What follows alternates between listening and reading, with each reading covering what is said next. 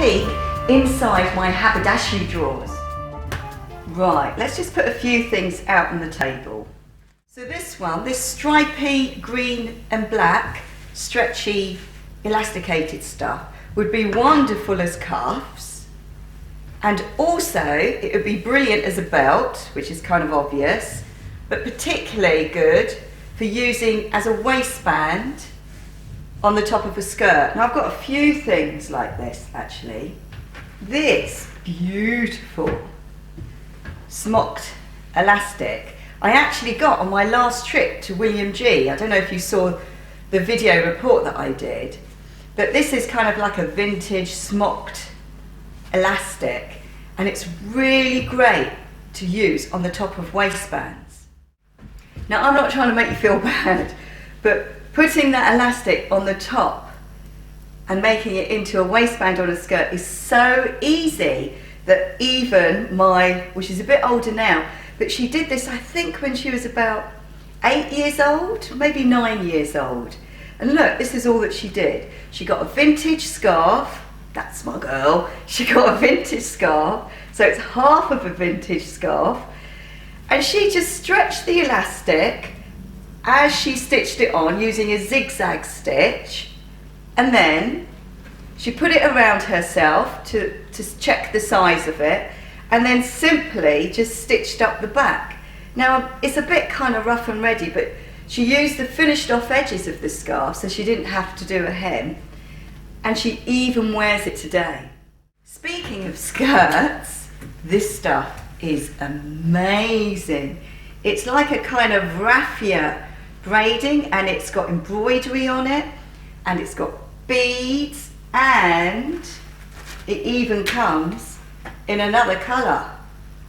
Do you remember me using it on my how to make an easy skirt video tutorial? And I just put it, look, all around the hem. I left a bit of a frayed edge because I like a frayed edge, and put a Fancy Pants label on the back. Now, this braiding comes from a shop called the Wool Shop, which I'm not even sure if they actually sell wool, but what they do sell are loads and loads of very, very ornate braidings and beads and buttons. Oh, in fact, I should show you some of their buttons. I've been getting really hot and bothered. I know I've got loads more of these buttons in lots of different colours. And they're also from the Wool Shop because they just do these amazing, amazing buttons. Now, I've got them in kind of grey colour, purple colour, but can I find them? No. Another place that I buy haberdashery from is Southall. It's an Asian area that's not too far away from Heathrow Airport. And growing up, I used to go there all the time. So I've got loads of haberdashery bits that go back years and years, kind of go back to the 70s. Anyway, do you recognise this top? I wear it all the time. Here's an example of a beautiful piece of haberdashery braiding that I've embedded into this top. Now, when you buy these braidings from these sort of areas, I really can't emphasise enough, they are not expensive. If I was to buy them from a posh haberdashery suppliers, they'd be so much more expensive. Now, again, in Southall, when you go to the market there, which is quite near Southall Park, and it's only open on a Saturday morning, very difficult to find. There used to be a stall there, and they used to sell all these kind of really synthetic, but I don't know, somehow it's kind of nice the way it's synthetic. Now, this really is quite lovely. I actually do think that this is cotton, but again, it's from that same batch and the same sort of period, and this would look great on the end of a skirt, or you could create a kind of bib front. I want to show you this, because you might not have thought of this before. Now, I don't know if you've noticed in those old kind of cheesy 70s films, if you watch that kind of thing, that the guys, when they wear their sort of dinner jackets, they wear this sort of thing. And the way that it works, it's really, really good. The way that it works is it has this stuff on the back, which you can put onto your buttons on your shirt. And I really do think that it's a great way to sort of upcycle your shirts and make them look a little bit cool.